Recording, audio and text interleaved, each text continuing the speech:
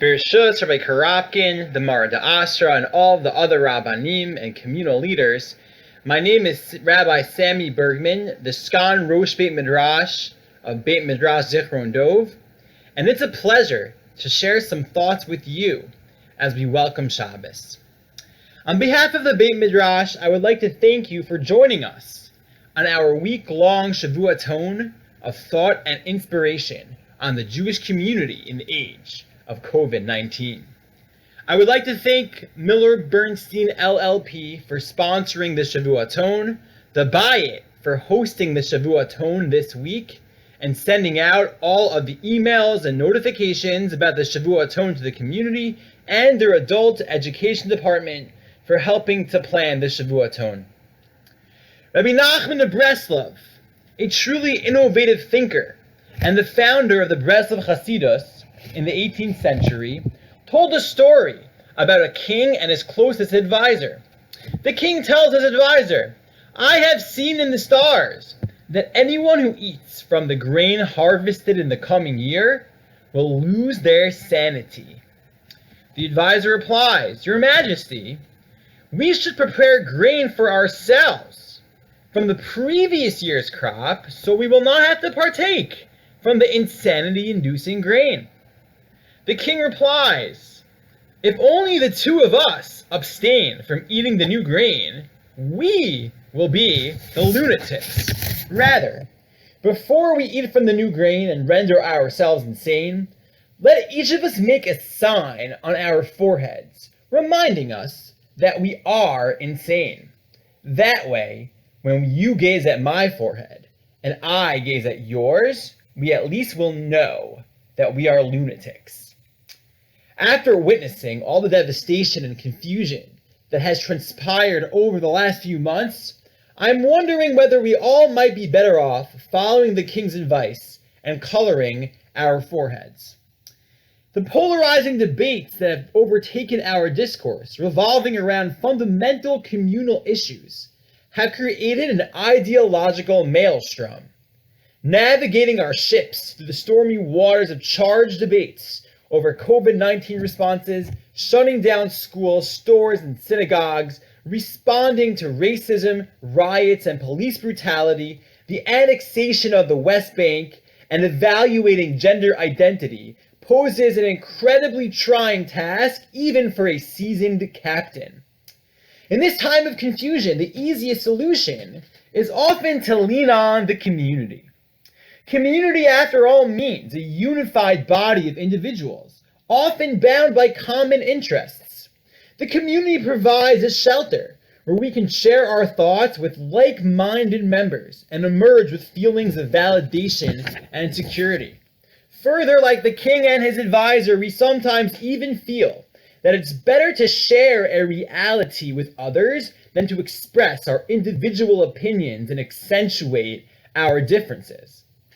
This unique power of the community is expressed through the mitzvah of the Par Halim Davar Shel Tzibbur, described in this week's Parsha. This sacrifice is offered when the Sanhedrin, the central rabbinical court, errs in its instructions to the people and causes them to commit the egregious sin of idolatry.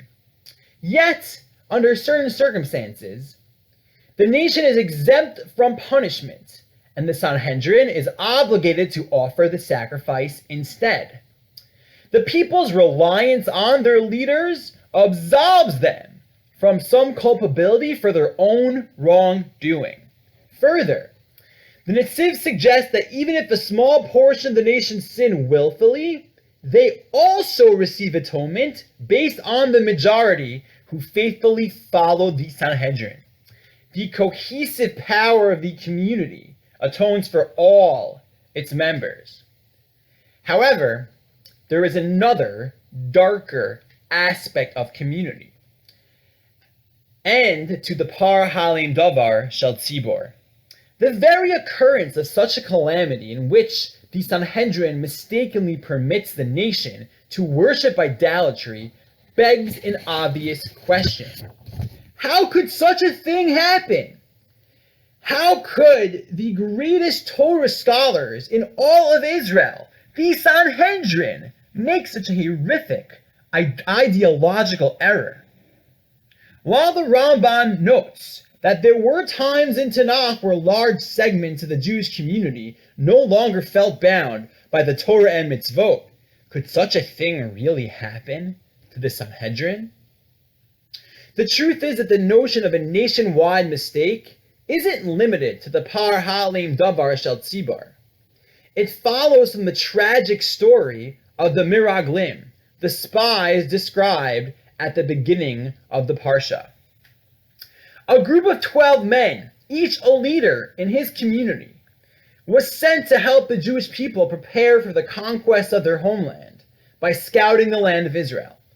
While Yoshua and Caleb remained faithful, 10 of the spies decided together to cast aspersions on the quest, terrify the nation, and cause a rebellion which dooms the generation of Jews to death in the desert. The spies profess to be scared by the giant inhabitants of Israel and the strong fortified nations which surround the land. However, their fear is dumbfounding.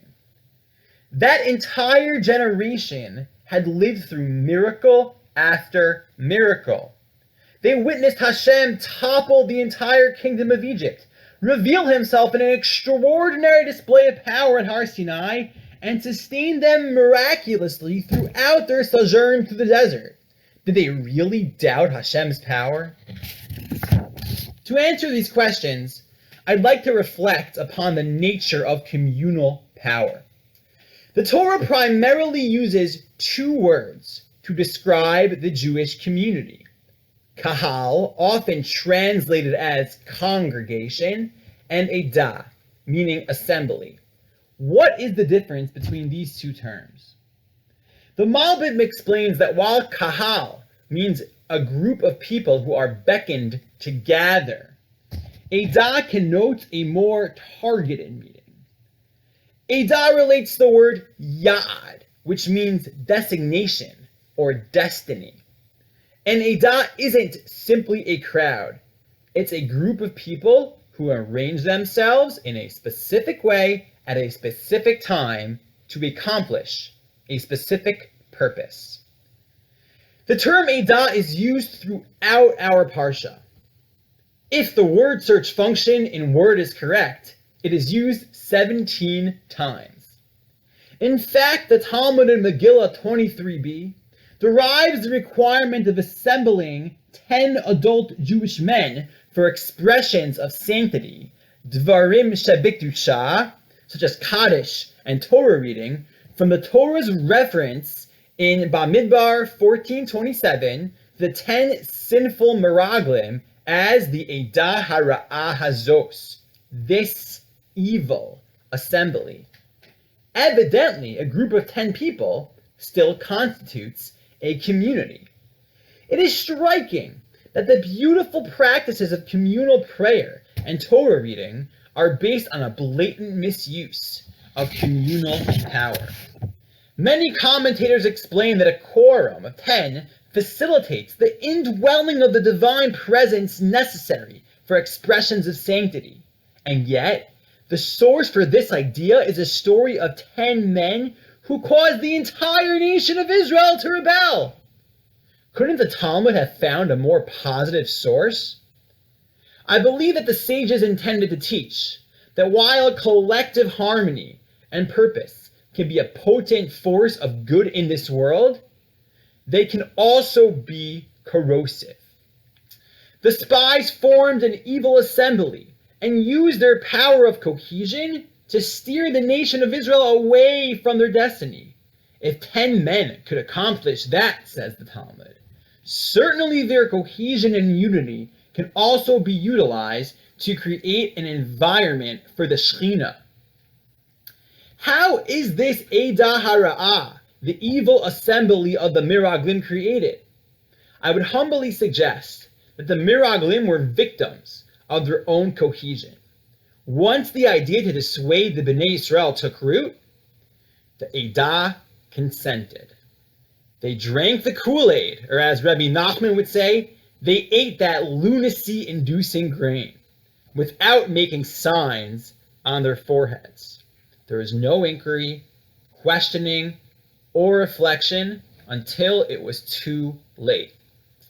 Similarly, the Sanhedrin, or as our Parsha refers to them, the Einei Ha'edah, the eyes of the assembly, are also susceptible to groupthink. Even the greatest rabbis can struggle ideologically, and if their conclusions aren't subject to inquiry, the results can be tragic.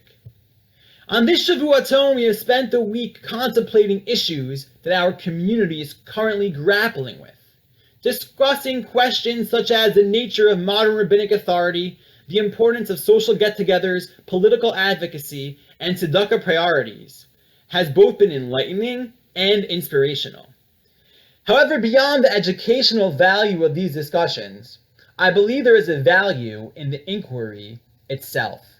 The notion that we continue as a community to think through the challenges we encounter and attempt to sharpen our responses to them indicates that we strive to utilize our communal power and not become crippled by it. Our communities can and have accomplished incredible things.